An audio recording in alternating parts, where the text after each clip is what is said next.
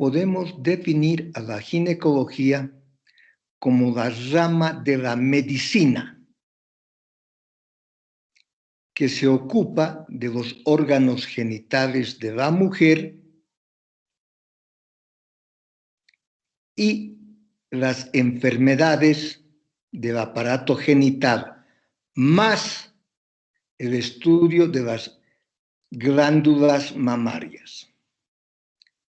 Otra definición dice: ginecología es la rama de la medicina que estudia las enfermedades propias de la mujer relacionadas con los órganos genitales y órganos de la reproducción. Fíjense, aclara que son enfermedades propias de la mujer. La mujer puede tener patología cardíaca, patología renal, cualquier otro tipo de patología, pero ustedes saben que eso no le corresponde a la ginecología. Por tanto, volvemos a repetir, la ginecología es una rama de la medicina que estudia las enfermedades propias de la mujer. Así que están relacionadas con los órganos genitales y órganos de la reproducción.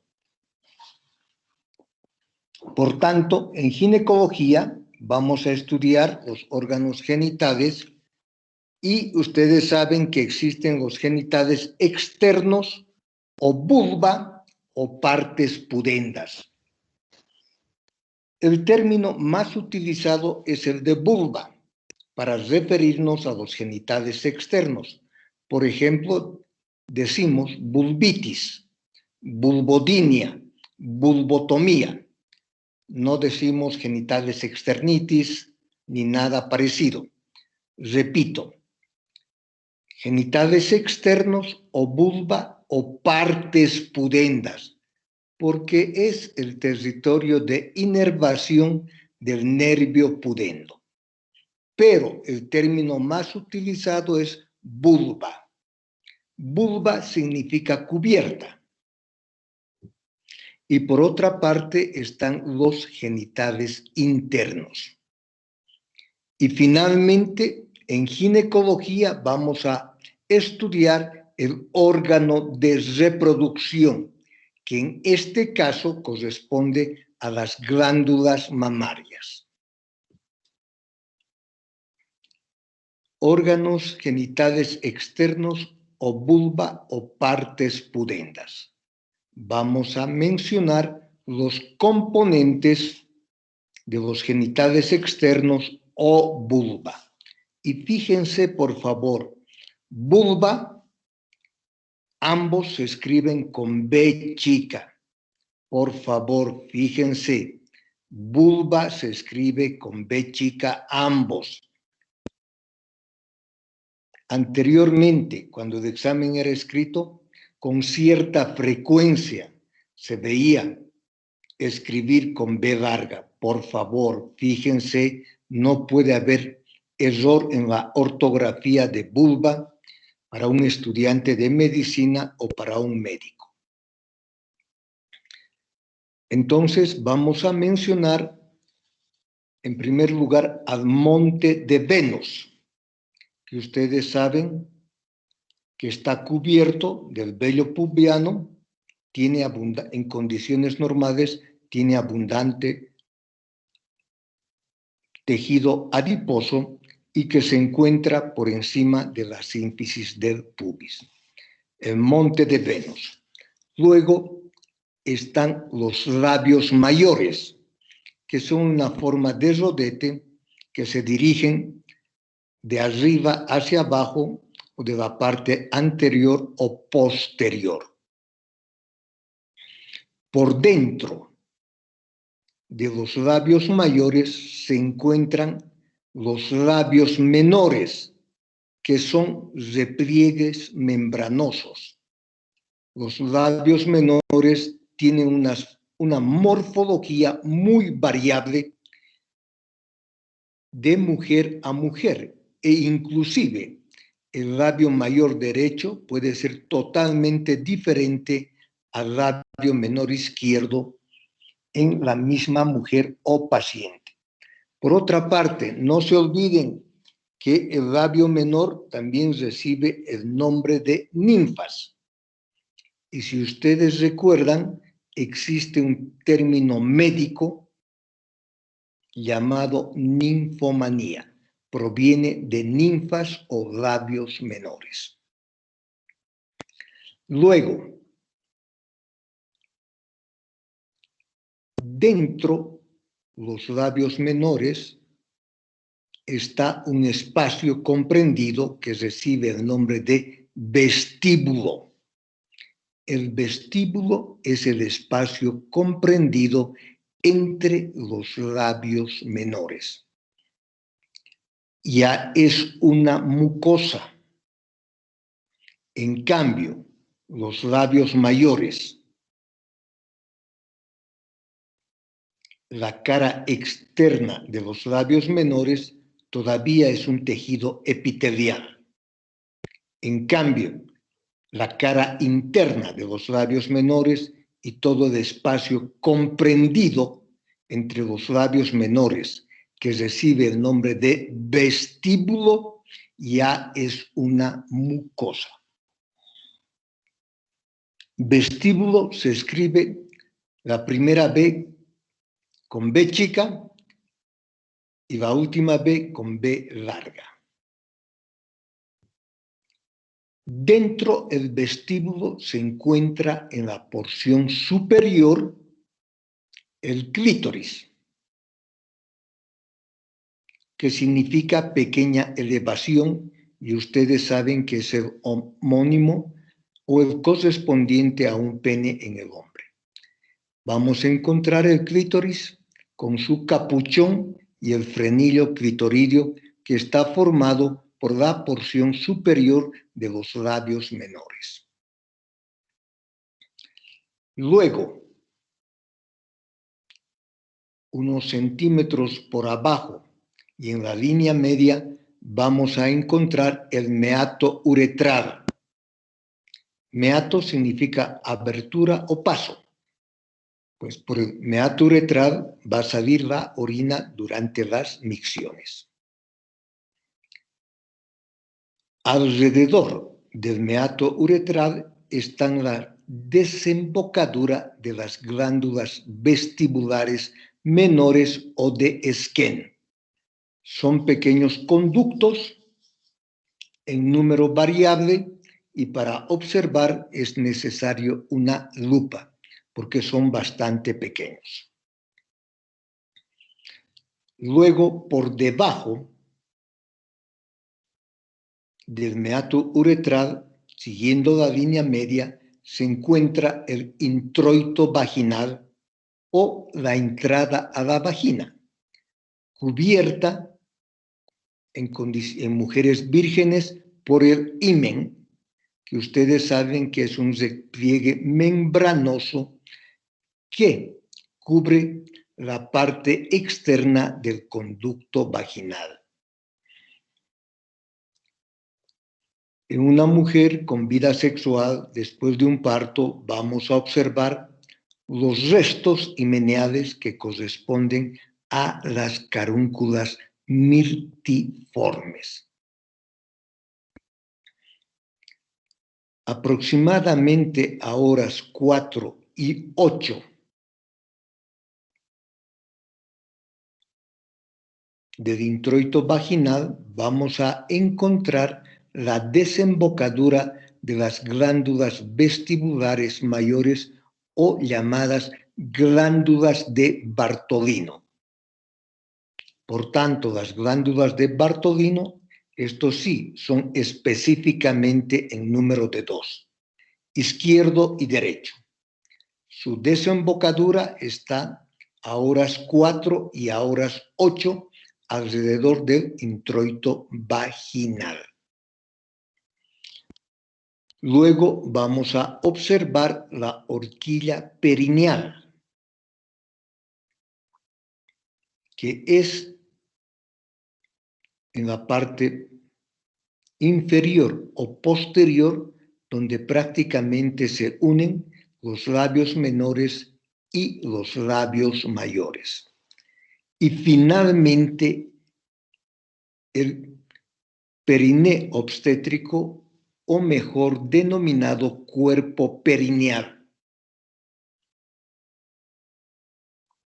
Es el plano principalmente muscular cubierto por piel que se encuentra entre la porción inferior del introito vaginal y el ano. Ese es el cuerpo perineal, o llamado también periné obstétrico.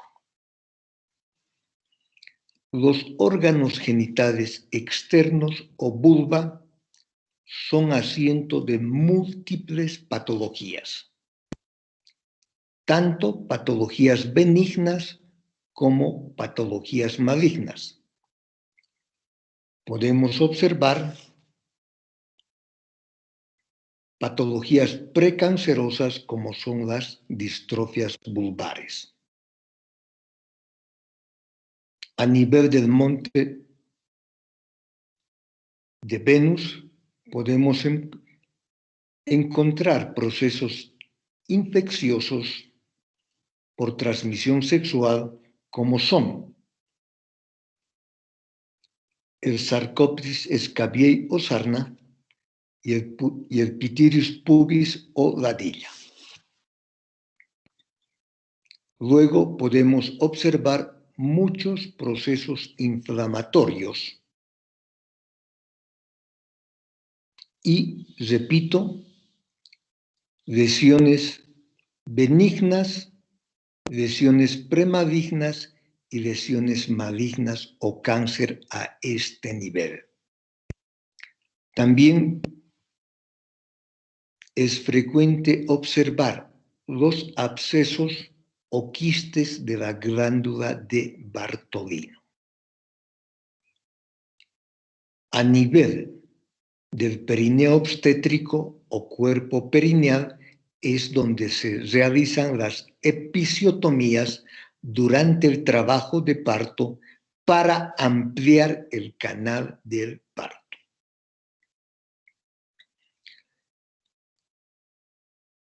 Quiero aclarar que la vulva o genitales externos, por definición, también le corresponde su estudio a la dermatología como especialidad. Pero las pacientes, en este caso mujeres, cuando tienen patología benigna a ese nivel, o sea, genitales externos o vulva, prefieren consultar con el ginecólogo, porque de alguna manera ya asocian que los genitales deben ser estudiados por el ginecólogo. Entre los genitales internos vamos a mencionar la vagina, que ustedes saben que es un conducto que comunica fundamentalmente el útero con la menstruación. Es un conducto que permite la cópula y cuando se produce la fecundación y el desarrollo del embarazo, actúa como el canal del parto. A nivel de la vagina también vamos a encontrar múltiples patologías, ya sea benignas o malignas, o podemos encontrar restos embrionarios de los conductos de Wolf, como l'Hidratide de Morgagni, por ejemplo. Luego está el útero, Y en el útero es muy importante mencionar el cérvix o cuello uterino y el cuerpo uterino. A nivel del útero vamos a encontrar múltiples patologías. Si ustedes recuerdan, el cérvix mide como 30 a 35 milímetros, tiene una forma cilíndrica y que puede ser asiento de múltiples patologías, tanto benignas como malignas. Por otra parte, si ustedes recuerdan, en países en vías de desarrollo como es el nuestro, el cérvix puede ser asiento con bastante frecuencia del cáncer cérvico-uterino. Por tanto, su estudio es muy importante. Luego, el cuerpo uterino. En el cuerpo uterino también vamos a encontrar patología benigna como maligna. Por ejemplo, entre patología benigna podemos mencionar los miomas o fibroides, podemos mencionar la adenomiosis, podemos mencionar los pólipos, podemos mencionar la hiperplasia endometrial y finalmente el cáncer de endometrio. Luego podemos mencionar como genitales internos las salpinges o trompas o tubas, que son muy importantes para la fecundación. Si ustedes recuerdan, la indicación más importante inicialmente para la fertilización in vitro fue la obstrucción de las trompas o salpinges o tubas. Por tanto, las trompas son muy importantes para la fecundación, para el desarrollo inicial del nuevo ser, los primeros 5 o 6 días, y luego, pues, el desarrollo debe continuar dentro de la cavidad uterina, porque de otra forma se estaría produciendo un embarazo ectópico con todo lo que eso implica.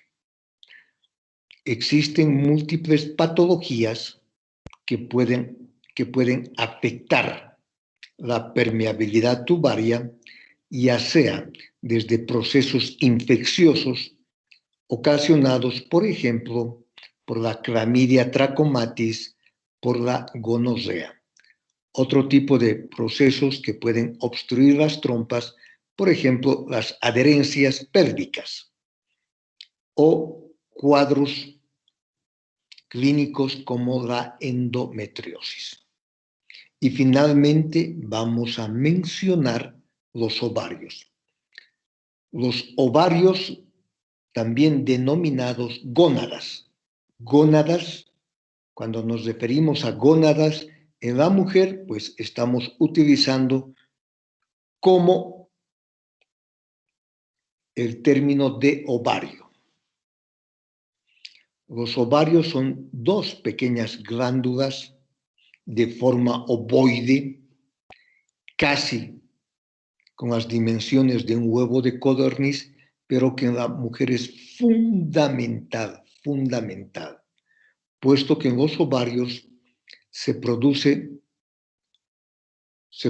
las hormonas sexuales. Y por otra parte, en el mismo ovario,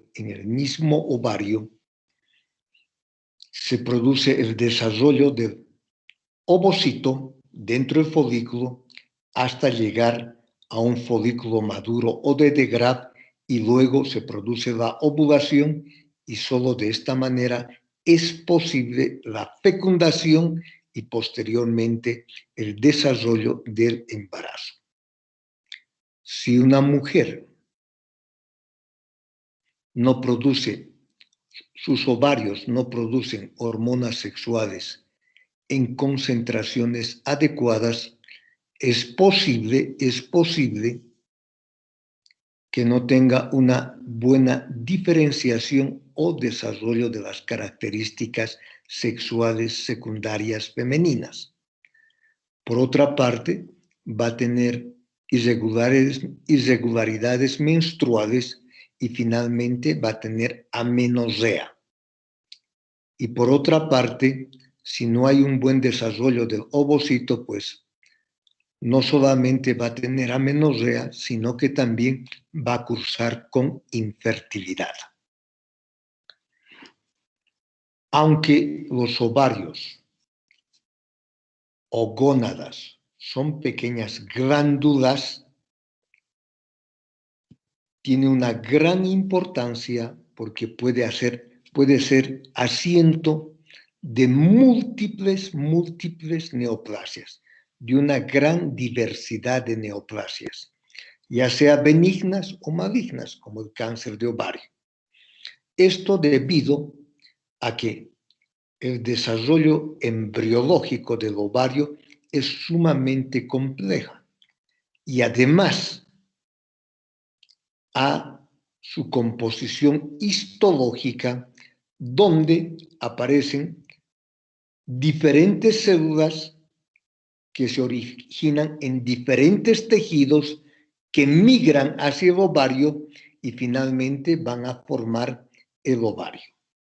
Por tanto, repito, el ovario es sumamente complejo, tanto en su desarrollo o formación embriológica como en su constitución histológica por las diferentes células que lo componen y que proceden de diferentes tejidos. Finalmente, como órgano de la reproducción, vamos a mencionar las glándulas mamarias. Las glándulas mamarias fisiológicamente están muy relacionadas con los órganos genitales. Esto debido a que responden al estímulo hormonal tanto de estrógeno como progesterona, además que son muy necesarios para su formación, para su desarrollo y que sufren también cambios con los niveles hormonales, cambios al igual que el ciclo ovárico o el ciclo endometrial. Entonces, ahora podemos darnos cuenta todo lo que está incluido dentro de la ginecología. Tanto patología de órganos genitales externos como toda la patología de los órganos genitales internos. Y finalmente, un capítulo muy grande que le corresponde a la ginecología es el estudio de las glándulas mamarias. Les decía que para una mujer los ovarios son glándulas fundamentales. Son glándulas muy importantes por las dos razones mencionadas. Por la producción de las hormonas sexuales y por otra parte, por el desarrollo y la liberación de los ovocitos que hace posible la fecundación y luego el embarazo. En casos de amenorrea, en casos de infertilidad por factor ovárico, también quiero aclarar que por definición la endocrinología estudia los ovarios porque es una glándula.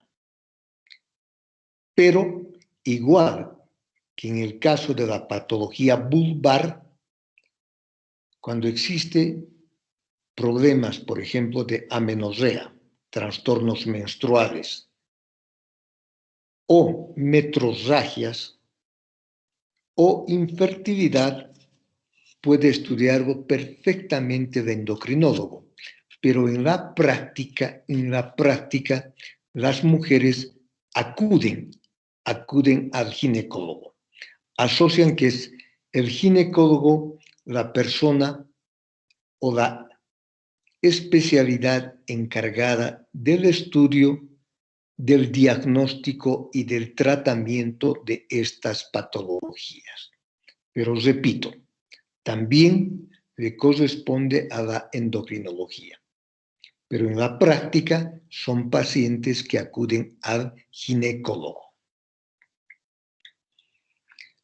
Ahora vamos a hablar un poco de la historia de la ginecología obstetricia. En la antigüedad, la persona que era docente de anatomía también era docente de cirugía. Si ustedes recuerdan, lo primero que surgió fue la medicina. Luego apareció la cirugía. Y los primeros cirujanos eran los cirujanos barberos, los que manejaban o tenían cierta experiencia en el uso de las navajas o cuchillos. Entonces, inicialmente, el que era docente de anatomía también era docente de cirugía. Y dentro de la cirugía estaba incorporada la obstetricia y ginecología. Entonces, por tanto, en la antigüedad, la misma persona era docente de anatomía, docente de cirugía y docente de obstetricia y ginecología. Y así fue durante varios siglos.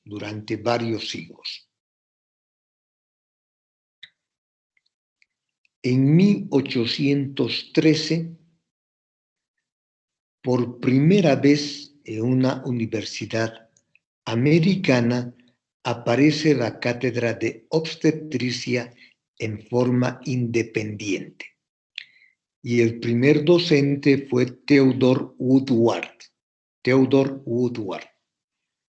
Esto ocurrió en 1813. Posteriormente, muchas universidades siguieron el ejemplo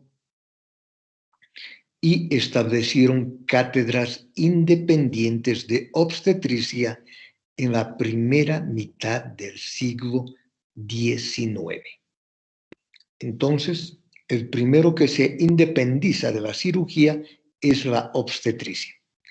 Mientras tanto, la ginecología seguía incorporada dentro de la cirugía. Solo en la segunda mitad del siglo XIX, la ginecología se independiza de la cirugía y nuevamente se fusiona a la obstetricia, estableciéndose la cátedra de obstetricia y ginecología. Se considera que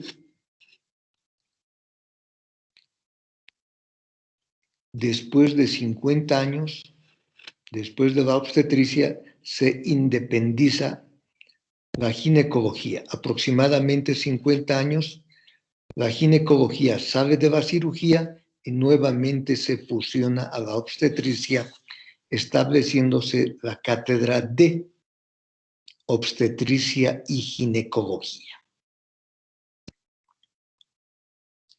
Por otra parte, en la segunda mitad del siglo XIX y hasta principios del siglo XX, la pediatría estaba incorporada en la cátedra de obstetricia y ginecología. Era una materia que enseñaba enfermedades de la mujer y enfermedades de los niños. En la primera mitad del siglo XX se independiza la pediatría de la obstetricia y ginecología y luego se convierte en una cátedra independiente.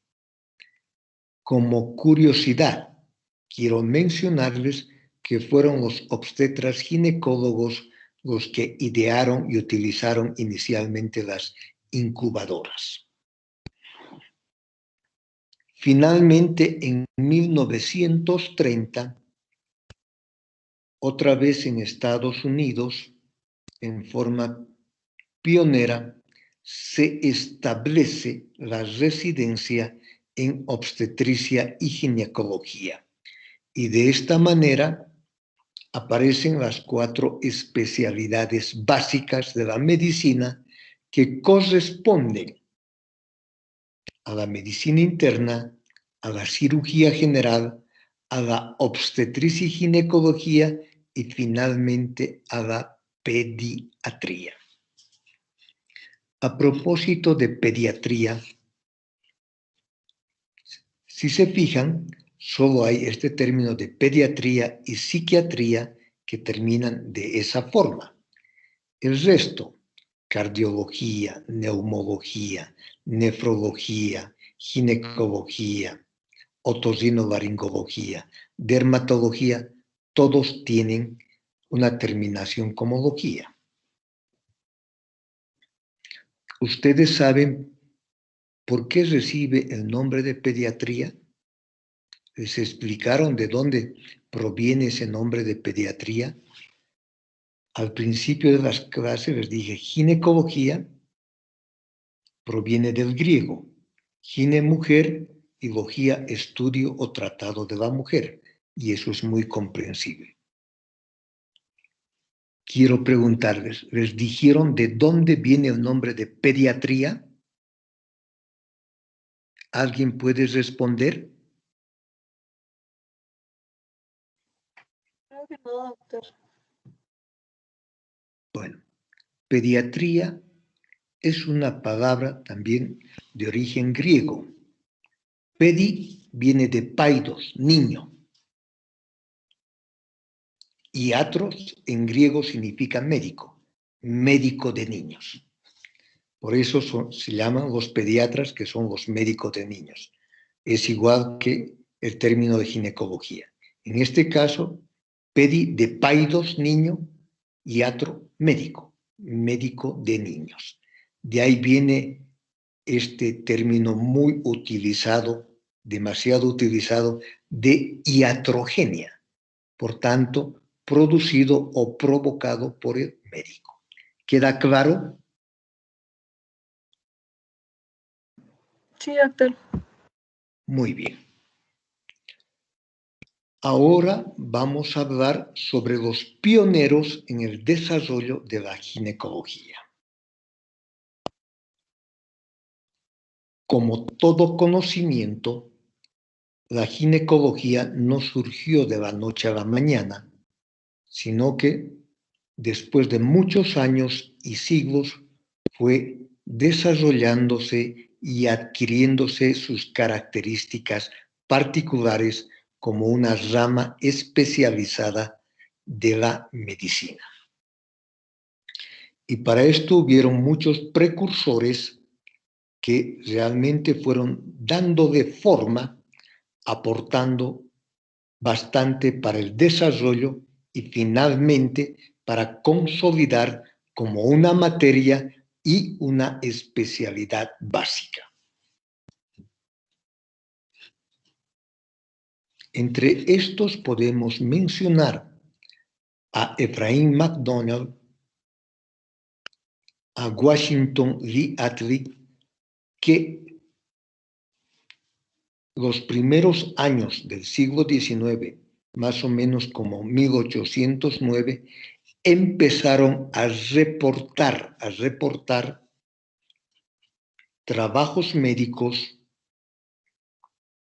donde efectuaron oferectomías.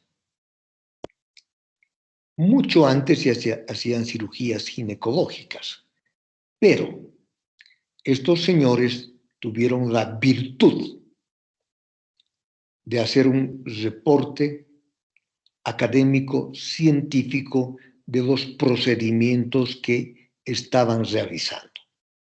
Y además los realizaron con bastante seguridad, con un conocimiento adecuado de la anatomía. Repito, Ephraim McDonald y Washington Lee Atle fueron los precursores de las oferectomías. Entonces, de los ovarios. Y dijimos que la ginecología también estudia las neoplasias ováricas, ya sea benignas o malignas. Luego, este mismo Washington Lee Atle más Amusat fueron los precursores de las miomectomías. Langebeck y John Collins ya fueron los precursores de la histerectomía vaginal en la década de 1820. Charles Clay y Walter Burnham fueron los precursores de la histerectomía abdominal en la década de 1840-1850.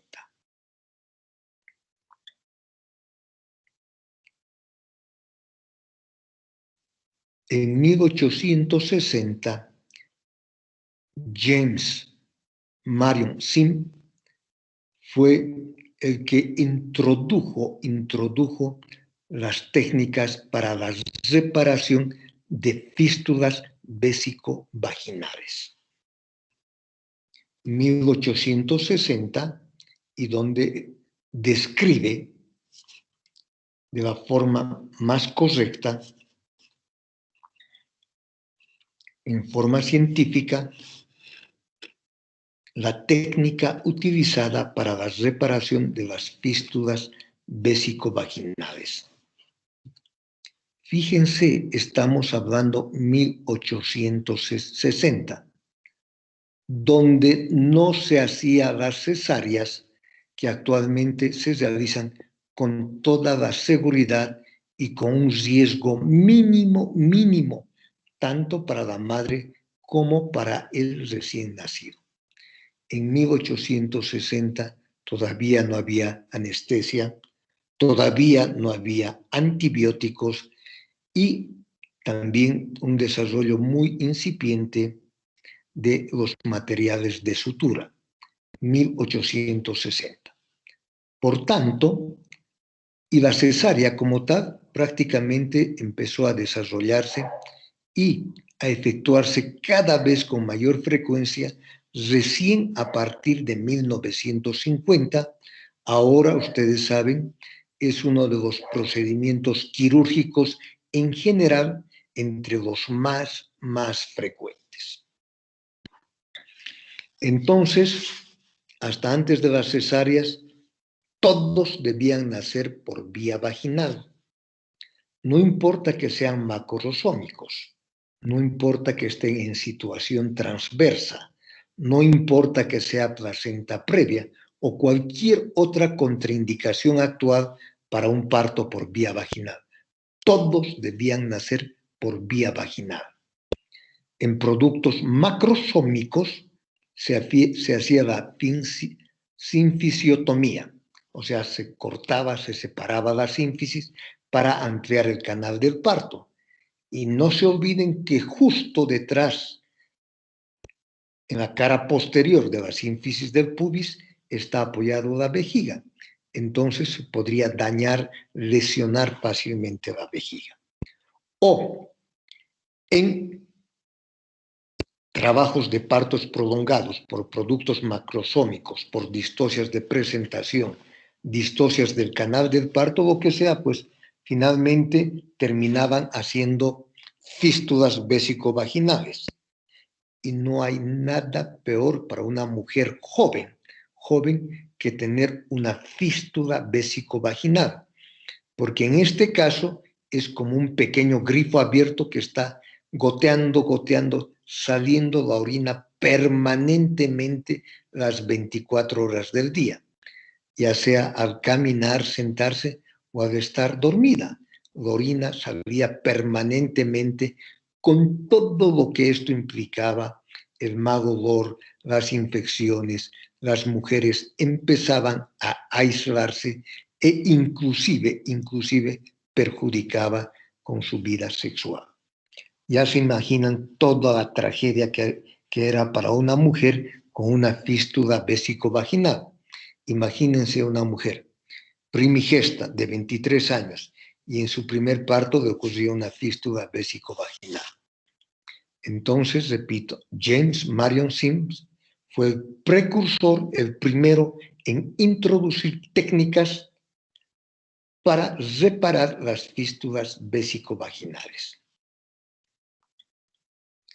Luego aparecieron Howard Kelly, que le dieron un gran impulso a la uroginecología. También Max Brodel, junto con Kelly, le dieron un impulso a la uroginecología, y además que Max Brodel es reconocido como el primer dibujante de técnicas quirúrgicas con mucho éxito y una forma muy explícita, y fue el precursor de las técnicas de dibujante de las técnicas quirúrgicas Max Brodel. Luego aparecieron, por ejemplo, Halsted, que hasta ahora se sigue haciendo la cirugía de Halsted para resolver los problemas, sobre todo las neoplasias mamarias, principalmente el cáncer de mama. Luego aparecieron Bertheim, que es el precursor del tratamiento del cáncer de cérvix. Bertheim, a fines del siglo XIX, hacía las grandes cirugías para cáncer de cérvix, las histerectomías, las resecciones ganglionares e incluso las exenteraciones pélvica anterior-posterior, haciendo colostomías y nefrostomías. Fue Bertheim uno de los precursores más importantes para el tratamiento de cáncer de cérvix. Luego aparecieron Marshall, Marchetti, Kranz, ya con una técnica muy desarrollada para suspensión del ángulo uretrovesical en casos de incontinencia urinaria, que es un problema bastante frecuente en las mujeres después de los partos y cada vez se acentúa a medida que pasan los años en estas mujeres. También apareció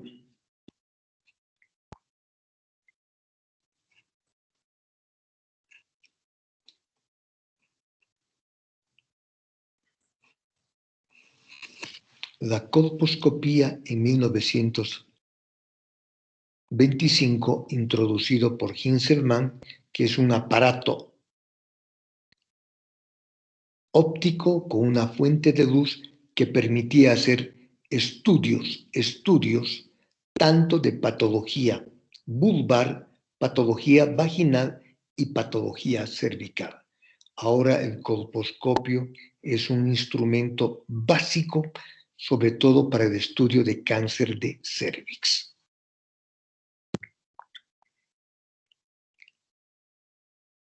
Luego podemos mencionar a Papanicolaou y Traut, que fueron los que establecieron los parámetros para la citología exfoliativa oncológica, que actualmente se recibe el nombre de examen de Papanicolaou y que es fue muy útil para detectar oportunamente displasias cervicales y luego cáncer de cervix.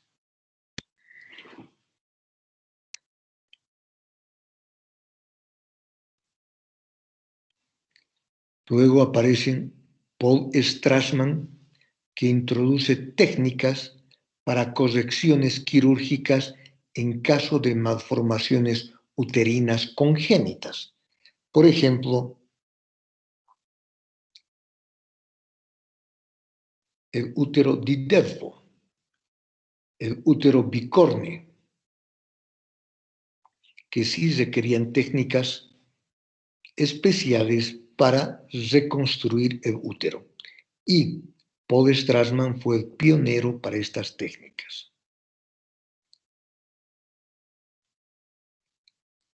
Wilkinson, en 1940, introduce las técnicas en casos de intersexualidad, o sea, en casos de hermafroditismo o pseudohermafroditismo, donde los genitales externos de alguna manera quedaban ambiguos y lógicamente introdujo técnicas ya sea para corregir y que tenga más un fenotipo masculino o un fenotipo femenino.